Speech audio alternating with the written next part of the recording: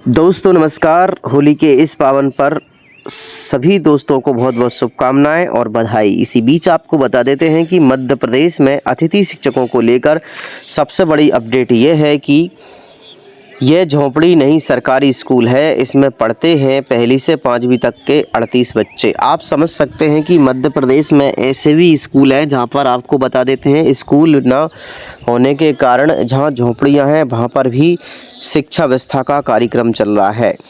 ये मध्य प्रदेश का एक अद्भुत देश है जहां पर आपको यह जानकारी आपको अवगत करा रहे हैं।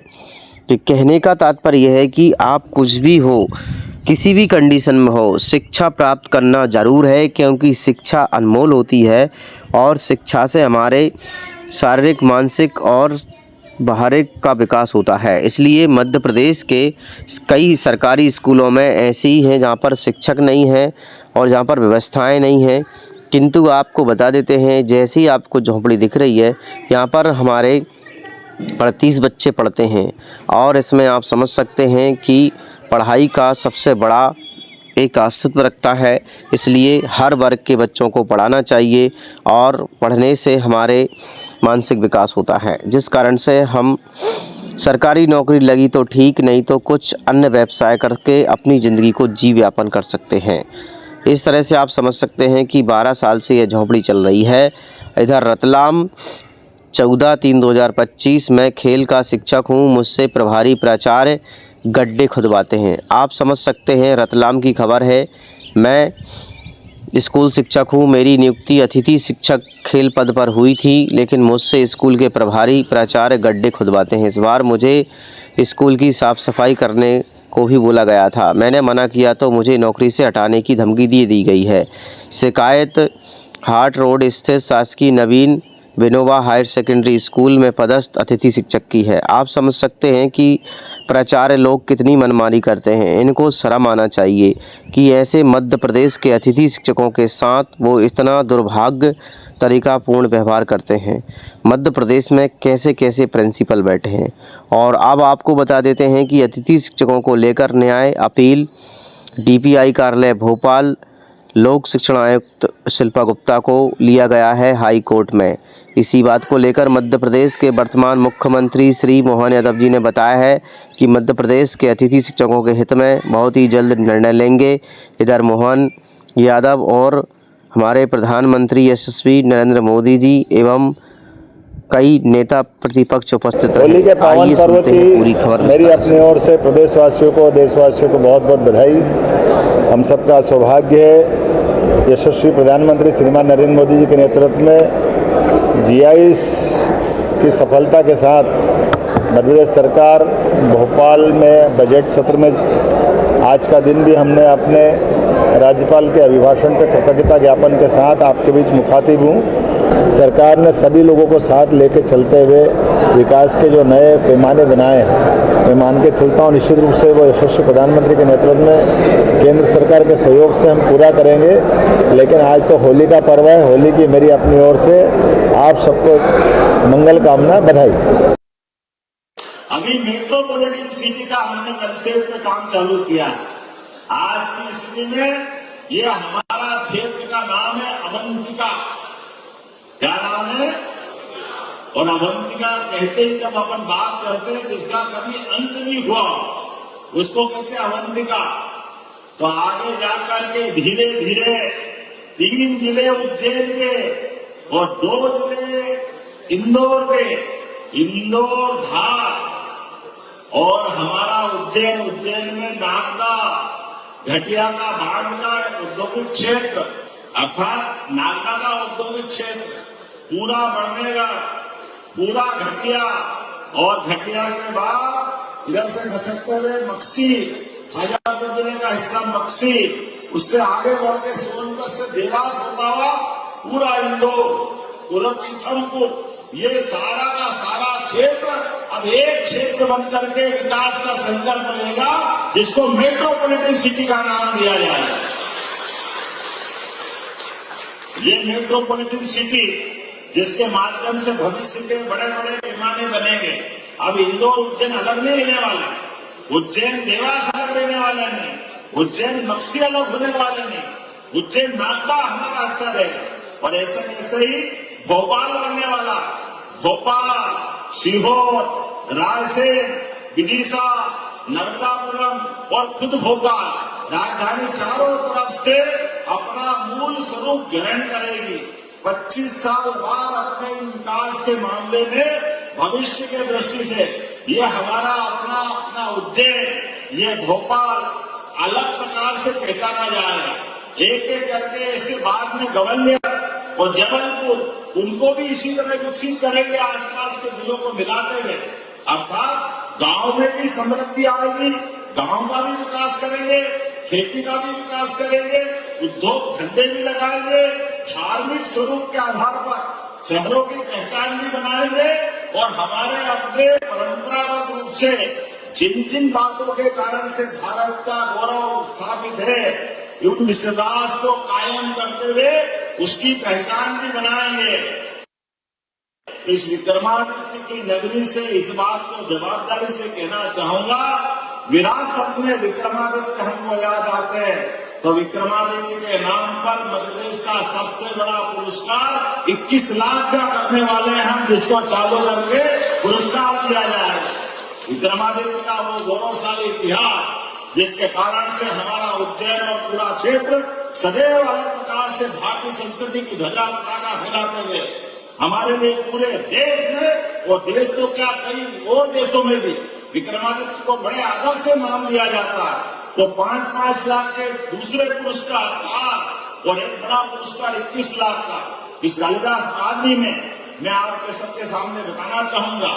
जैसा पता लगता था हमको कि महाकवि कालिदास के नाम के अच्छे पुरस्कार है, बहुत अच्छी बात, लेकिन महाकवि कालिदास तो नवरत्नों में से एक है विक्रमादित्य, लेकिन विक्रमादित्य को ध्यान नहीं जा रहा था, तो विक्रमादित्य में ध्यान देने गए और ध्यान देने गए तो वहां तक गए जहां तक लगेगा कि हाँ विक्रमादित्य के नाम का डंका ऐसे ही बजना चाहिए, आनंद हमारे यहाँ बरसना चाहिए। आप नौकरियों की बात कही आपने, नेता प्रतिपक्ष जी, नौकरियों के अंदर 2-3 माननीय विधायकों ने भी कहा पुलिस कांस्टेबल की, आपकी जानकारी के लिए बताऊं, इसका रिजल्ट भी ओपन हो गया और लगभग 6000 से ज्यादा नए जवानों को पुलिस में भर्ती किया गया।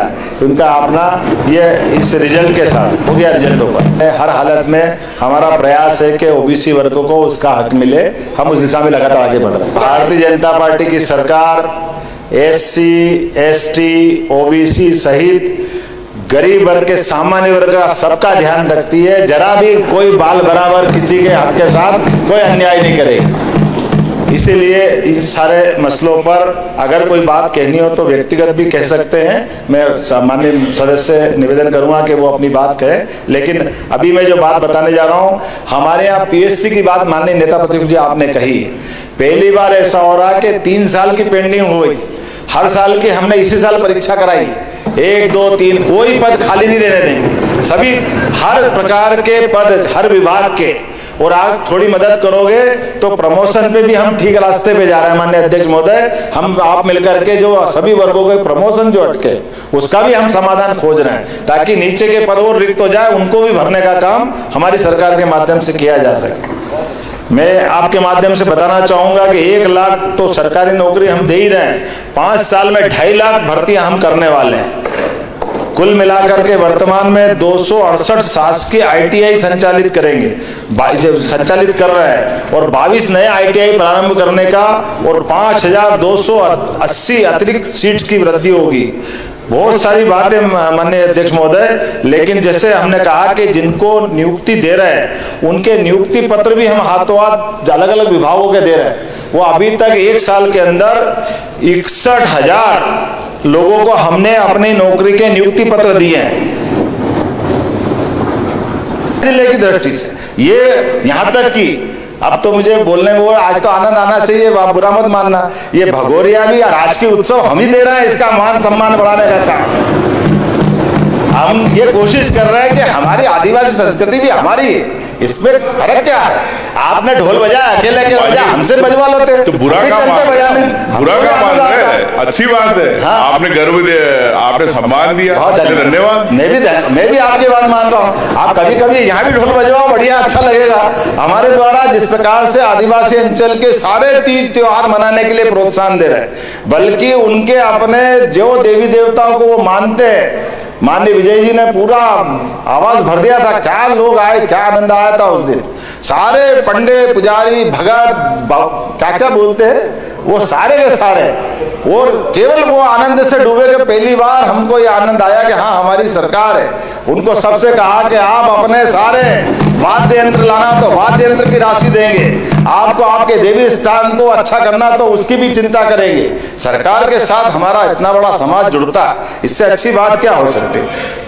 पिछले समय से जब हमने राज्य के पड़ोसी राज्य से संबंध सुधारने का नया अध्याय लिखा, हमारे पहले 20 साल तक कांग्रेस के शासनकाल से राजस्थान से केवल जल बंटवारे पे झगड़ा चलता रहा। अरे जैसे कोई भारत पाकिस्तान हो गया। आज बदलते दौर में हमको ये नया अध्याय लिखना पड़ेगा। मैं धन्यवाद देना चाहूंगा प्रधानमंत्री जी ने स्वयं ने इस बात को लेकर के कि राज्यों के आसपास के हिस्सों पे राज्य के नागरिकों की बेहतरी के लिए हमको ऐसे निर्णय करना चाहिए। जल का, बिजली का, आवागमन के साधन का, कई और जरूरी चीजों का आपस के सौहार्दपूर्ण संबंध होना चाहिए। तो न केवल हम राज्यों में अपनी नदियों के जल की बात कर रहे हैं, बल्कि राज्य के अंदर भी नदियों के जोड़ने पे काम कर रहे हैं। मुझे इस बात की प्रसन्नता है। आपका भी कोई प्रस्ताव हो तो बता देना, वैसे सारी नदियों को जोड़ने पे हमारी सरकार के माध्यम से काम किया जाएगा। इतना ही नहीं, केवल नदी नहीं, तालाब, कुआं, बावड़ी, जो भी सरोवर, आप पुराने से पुराना, हमने पिछले साल भी जलगंगा अभियान चलाया था। माननीय प्रहलाद जी पटेल यहाँ मौजूद है, माननीय कैलाश जी विजय भाषण यहाँ मौजूद है। हमारी जितनी भी स्थानीय जल संरचनाएं, स्थानीय बॉडी भी है और प्रदेश स्तर पे भी हमने प्रयास किया कि पूरे प्रदेश के अंदर इसको भी वापस इसी 30 मार्च से लगा करके 3 महीने फिर अभियान चलाएंगे। तो हम और आप मिलकर एक सकारात्मक संदेश दे, जितनी जल संरचनाएं बचेगी वो सबके लिए बेहतर रहेगी। मुझे इस बात की प्रसन्नता है, प्रत्येक दूध उत्पादक को जो 5 रुपए लीटर देने का बोनस की बात हमने कही है, उससे आगे बढ़कर भी हमने तो कहा है जिसके घर में गाय वो गोपाल, और जिसके घर में गाय का कुल वो घर घर गोकुल। तो ऐसे में हमारी सरकार के माध्यम से 10 से ज्यादा जो गाय पालेगा उसको भी अनुदान दिलाया जाएगा। उसकी भी आय बढ़ाने के लिए हमारी सरकार ने बजट में प्रावधान किया है। और केवल 10 नहीं, अगर आप 100 पालो, 200 पालो, उसकी व्यवस्था भी सरकार करने को तैयार है। क्योंकि हमने दूध उत्पादन को भी एक तरह से इस सकारात्मक भाव से लिया है कि वो आय का साधन भी बढ़ाता है, लेकिन ग्रामीण अर्थव्यवस्था में बड़ी भूमिका अदा करता है। मुझे इस बात की भी प्रसन्नता है, हमारी सरकार के माध्यम से माननीय अध्यक्ष महोदय, गौशाला चलाने वालों को भी प्रति गाय जो 20 रुपया देने का हमने निर्णय किया था, उसको इसी सरकार के माध्यम से 40 रुपया का अनुदान देने का निर्णय हमारी सरकार के माध्यम से हुआ है। इसलिए गौशालाओं को, गाय माता को संभालने के लिए अब कोई कष्ट नहीं। और न केवल यहाँ, बल्कि हमने तो कहा कि बड़ी बड़ी नगर निगम उज्जैन, इंदौर, भोपाल, ग्वालियर, जबलपुर 10-10 हजार से बड़ी गौशालाएं खड़ी करके जो हमारी अपाहिज, लावारिस, बीमार इस तरह की गौ माता है, उनको भी साल संभाल करने के लिए गौशाला में उनका इंतजाम किया जाएगा। मुझे इस बात की प्रसन्नता है कि आपके ही विधायक माननीय मधु भगत जी ने कहा कि गौशाला को अनुदान नहीं दे रहे। मधु भगत जी, आप भी आंकड़ा देख लेना, 2056 पंजीकृत पात्र गौशालाओं के लिए 3,98,000 गोवंश के लिए इसी वित्त वर्ष में दिसंबर 2024 तक 191.65 करोड़ का डीबीटी से राशि डाल दी गई है। आप जानकारी निकालना। हमने इस दिशा में अपने उस संकल्प को पुनः दोहराया है कि जिस वो बड़ी रहे 20 से 40 कर ही रहे और पुराना भी हिसाब चूकता कर रहे हैं, छोड़ेंगे किसी को भी नहीं। लेकिन माननीय विधायकगण श्रीमान विजयनाथ चौरे जी ने, आपने कहा राहत राशि और मुआवजे के लिए आपने बात कही है, तो मैं बताना चाहूंगा किसान कल्याण हमारी सरकार की प्राथमिकता है। ऐसे में विगत वर्ष के 710 करोड़ रुपए की राशि हमारी सरकार द्वारा व्यय की गई है। आपके केवल जानकारी के लिए बताना चाहूंगा।